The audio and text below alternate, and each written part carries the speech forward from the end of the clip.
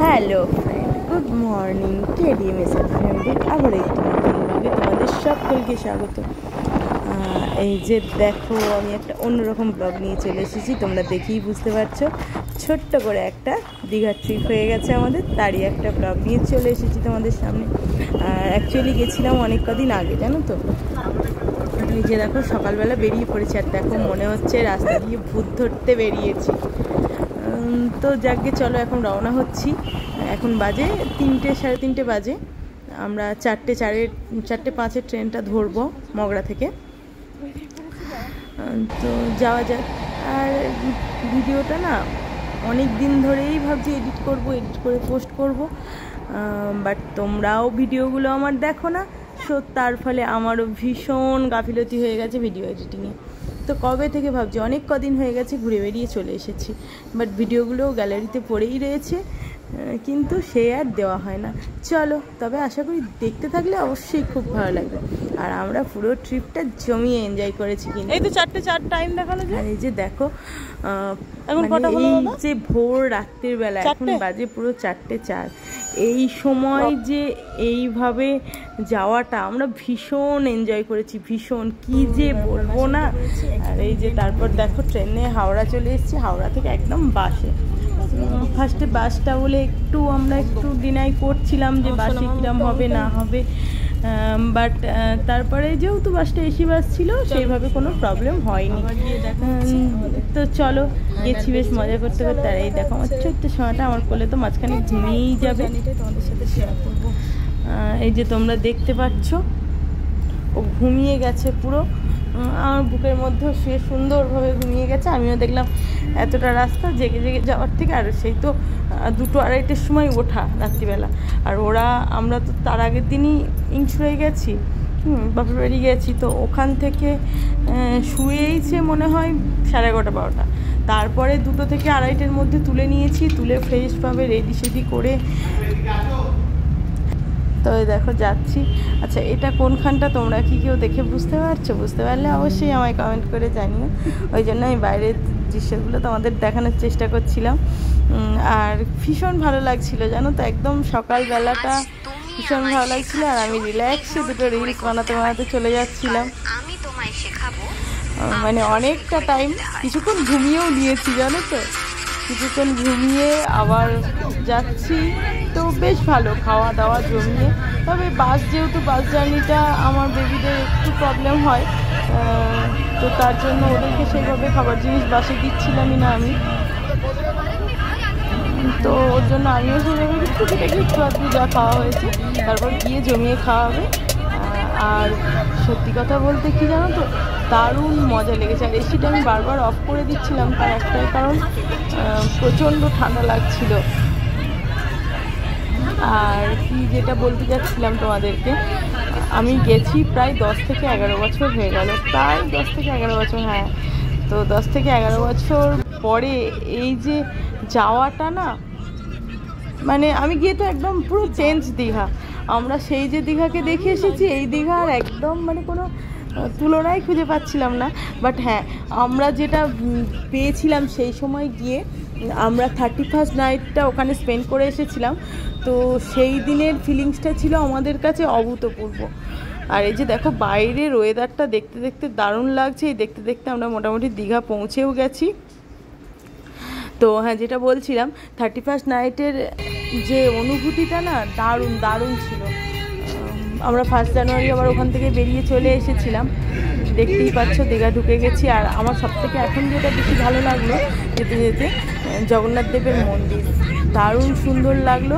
ইচ্ছা আছে মন্দির যখন পুজো শুরু হবে তখন আবার একবার যাব। এবার সবটা তো আমার হাতে না, তিনি যদি চান তবেই হবে। তো এই দেখো, মন্দিরটা মানে দেখে মনটা ভরে গেল। আর ওই 31st নাইটের যে বাজি পোড়ানোটা, সেটাও দারুণ ছিল। সেরও এক বছর ইচ্ছা আছে 31st নাইট 1 জানুয়ারি একটু দীঘায় গিয়ে কাটানো। আর আমার সোনারাই ফার্স্ট টাইম দীঘায় যাচ্ছে, তো ওদের কাছে একদমই এটা অন্যরকম একটা অনুভূতি। হ্যাঁ, ওরা পুরী গেছে, পুরীর সমুদ্রে স্নান করেছে। তখন ছোটোটা একদমই আমার ছোট্ট কচি আমার কোলে, বাট বড় সোনা তখন একটু সমুদ্রে স্নান করার মজাটাও পেয়েছে। তো ও গিয়ে আমার সাথে রীতিমতো বলছে, মা কখন সমুদ্রে যাব। তো দেখো এবার যাচ্ছি আমরা হোটেলের উদ্দেশ্যে। এই যে বিগ বস, এখানে আসলাম ফার্স্টে, এখানে রুমটা দেখতে যাওয়া হলো। তো দেখতে যাওয়া বলতে আমরা বাইরেই বসেছিলাম, আর বাপি দাদা দুজনেই দেখতে গেল রুমটা। দেখতে গিয়ে আবার ভাবলো যে আর দু একটা রুম দেখে আসা হোক, বাট চারি সাইডে একটু দেখে টেকে এসো। আমরা বিগ বসেই নিলাম, তো রুমগুলো ভালো ছিল। তো তারপর আমরা রুমে চলে যাব। আচ্ছা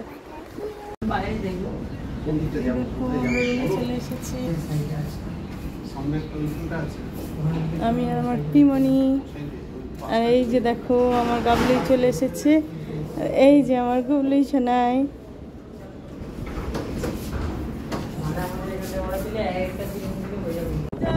দেখো সমুদ্রটা আমায় টানছে, কতক্ষণে যাবো জানি না।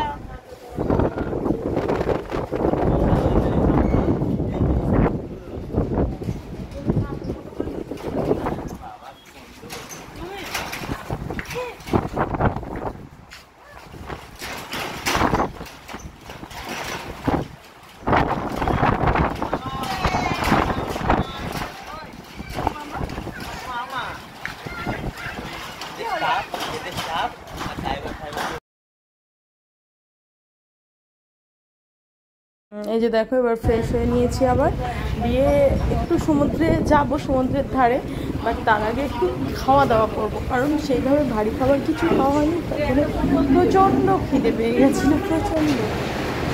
তো ওই যে দেখো তারপরে খাবার দাবার করতে খেতে চলে এসেছি একটা হোটেলে। খাবারের কোয়ালিটি ছিল অ্যাভারেজ, আমার খুব একটা ভালো লাগেনি। বিগ বসের সামনেই একটা হোটেল এটা, ঠিক আছে চলো কোনো রকম চলে গেল। টেস্ট সেই অনুপাতে আমি কোনো তরি পাইনি। তো তারপর গিয়ে আমরা এই দেখো বেরিয়ে পড়েছি, বিকেলবেলা বেড়াচ্ছে, স্টোনের উপর বসে একটু ভিজলাম, তারপরে এই যে বিকেলবেলা বেরিয়ে পড়েছি। ওয়েদারটা দারুণ হাওয়া দিচ্ছে জানো তো। আর এই যে দেখো আমার সোনারা খালি পায় কেন, আজকে জুতোগুলো পুরো সমুদ্রে গিয়ে বসে বসে ভিজিয়েছে জানো তো। এখন যাচ্ছি রাস্তায় ওদের জুতো কিনে দেবো আগে।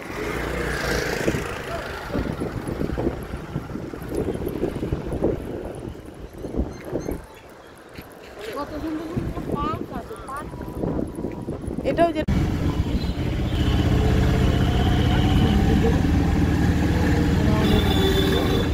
অসুবিধা নেই, ঢুকে বসেছি।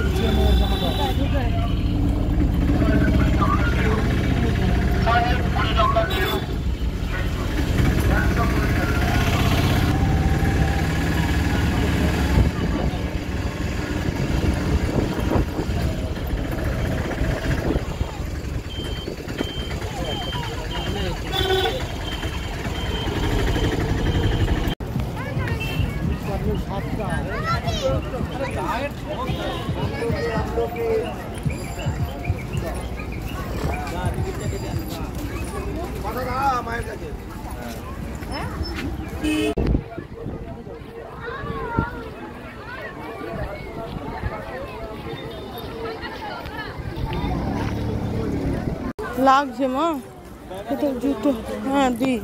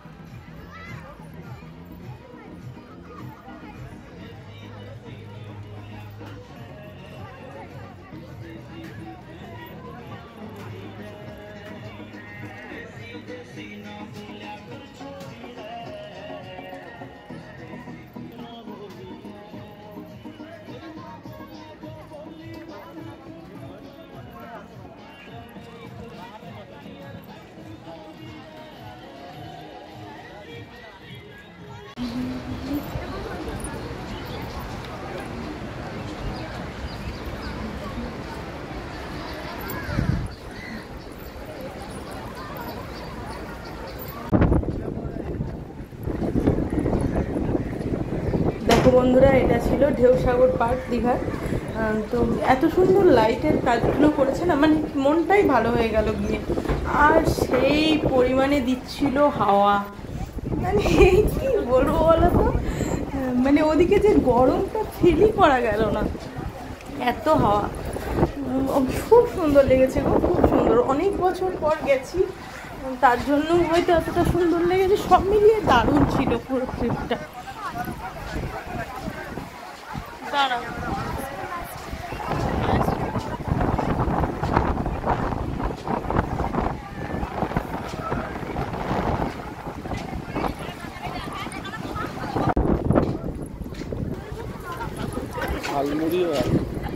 কিছু না, ওইসবে কিছু না, মেয়ে একটু খিদে পেয়েছে। আইসক্রিম খাবি বাবা?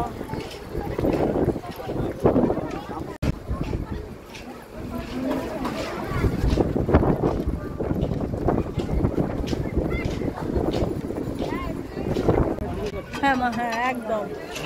আগে তো সি বিচে এগুলো আচ্ছা মা।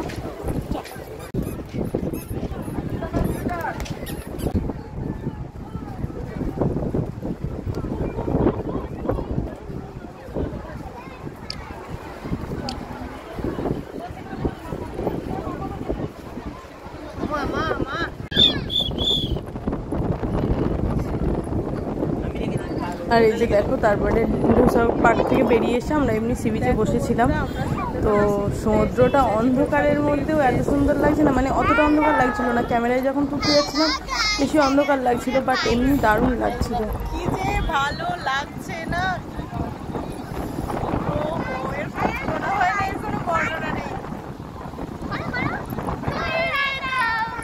দারুণ লাগছে, দারুণ। আর তো